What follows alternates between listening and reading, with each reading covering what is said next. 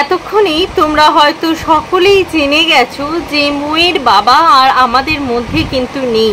সেই কথাটা কিন্তু তোমরা সকলেই জেনে গেছো। দেখো, একজন কন্ট্রোভার্সি ক্রিয়েটার হিসাবে তাকে নিয়ে তো, মৌকে নিয়ে তো একদিন হোক দুদিন হোক ভিডিও তো করেছি।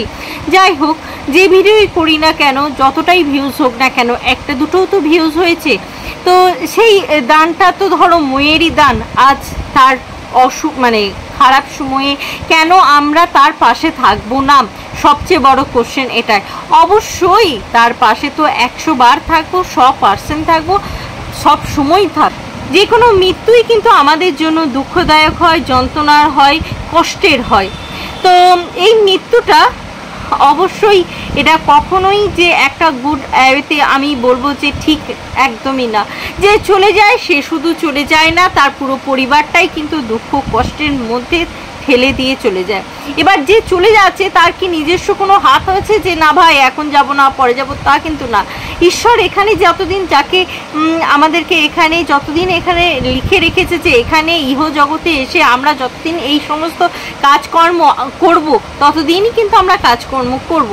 আর যেদিন আমাদের সমস্ত কাজকর্ম করা কমপ্লিট হয়ে যাবে সেদিন কিন্তু ঈশ্বরের ডাক পড়বে আর আমাদেরকে কিন্তু চলে যেতে হবে।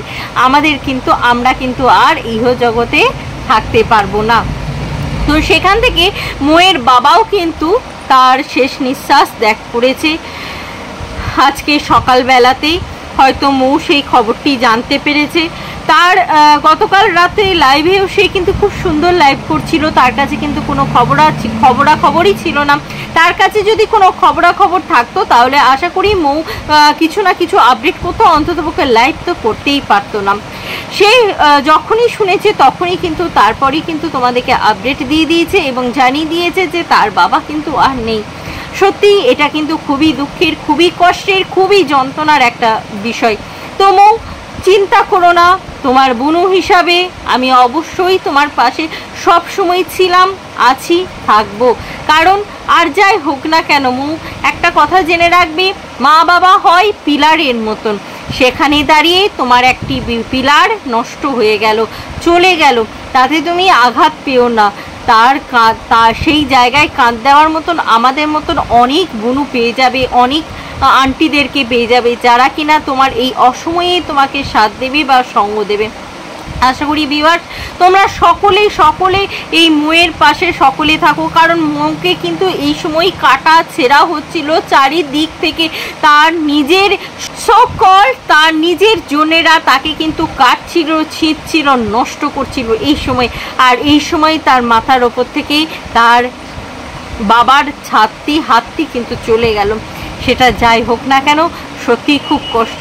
আমরা চাই মৌ তোমার কোলে, তোমার সন্তান রূপে তোমার বাবা ফিরে আসুক, তোমার বাবার হোক পুনর্জন্ম, হোক তিনি সুখ লাভ করুন।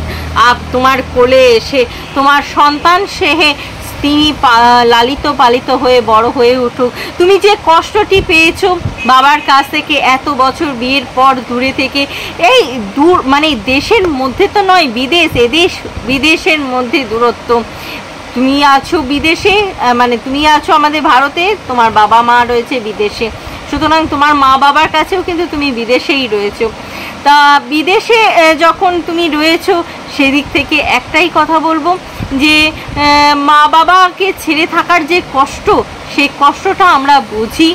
তো সেখান থেকে একটাই কথা বলবো, বাবার যে ভালোবাসা তুমি অনেক ছোট বয়সে হারিয়ে চলে এসছো, তার কাছে থাকতে পারোনি, সেই ভালোবাসা দিয়ে তুমি তোমার সন্তানকে বড় করে তুলো।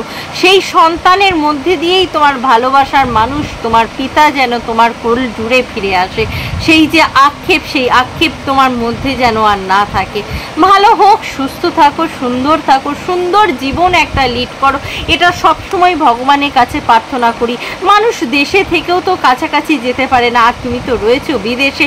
সেখান থেকে মানুষ মা বাবার জন্য তুমি যা কাজ করেছো, যা কর্তব্য করেছো, অসংখ্য ধন্যবাদ। এরকম কর্তব্য অনেকে করতে পারে না, তার মধ্যেও তুমি নিজে করেছো। তোমার নিজে এই সময় একটা একটা প্রসেসিংয়ের মধ্যে দিয়ে তুমি যাবে, সেই মধ্যেই তোমাকে কিন্তু এতগুলো কাজ তুমি তোমার রিসেন্ট তোমার মা বাবাকে সুস্থ করে তোলা, তোমার বাবার যে কথা বলতে অসুস্থতা হচ্ছিল তারপর তাকে যথারীতি সুস্থ করে বাংলাদেশে পাঠানো, এই কাজ একটা ছেলে হয়ে একটা ছেলের মতন কাজ করেছো তুমি।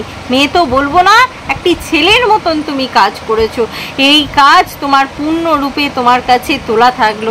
হ্যাঁ, সেক্ষেত্রে তোমার বড়ও কিন্তু এখানে তোমাকে সহযোগিতা করেছে, এটুকু আমি কিন্তু সবসময় মনে করি। আর একটা কথা সবসময় যেটা না বললেই নয়, সেটা একটা কথা, সেটা হচ্ছে যে এই যে তোমার পিতা মারা গেল, সেই সময় তুমি তোমার বাবার মুখটিও দেখতে পেলে না। সত্যি খুবই কষ্ট লাগছে। তিনি তো রামকৃষ্ণ দেবের ভক্ত ছিলেন বলে যেটুকু আমি জানি, তো রামকৃষ্ণ দেবেই তার চরণতলেই তিনি আশ্রয় যেন পান, এই আশাটুকুই রাখি। সবাই ভালো থাকবেন, সুস্থ থাকবেন, স্বাভাবিক থাকবেন। মৌ যদি কিছু আপডেট দেয় অবশ্যই আপনাদের কাছে তো নিয়ে আসবোই। ততক্ষণের জন্য সাবধানে থাকবেন, ভালো থাকবেন। আজকের মতো নয়সী বন্ধুরা, আবার তোমাদের সাথে দেখা হবে নতুন একটা ভিডিওর সাথে, নতুন একটা জোশের সাথে। ততক্ষণের জন্য টাটা।